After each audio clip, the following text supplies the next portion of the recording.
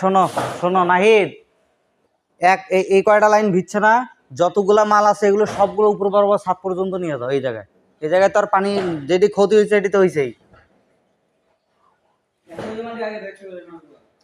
এটি এখন টাই না, কেমনে টানতে পারবা না।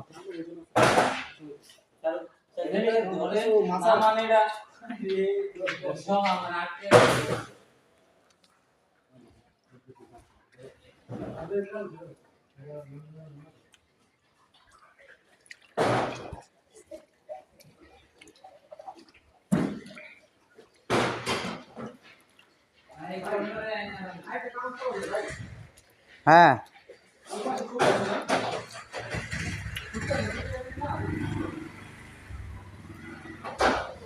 বন্ধ করার মতো আর কোনো রাস্তা নাই।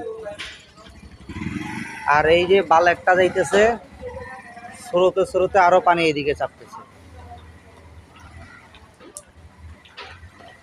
পুরা এলাকাটা মানে এরকম পরিস্থিতি জীবনে কোনোদিন দেখিনি।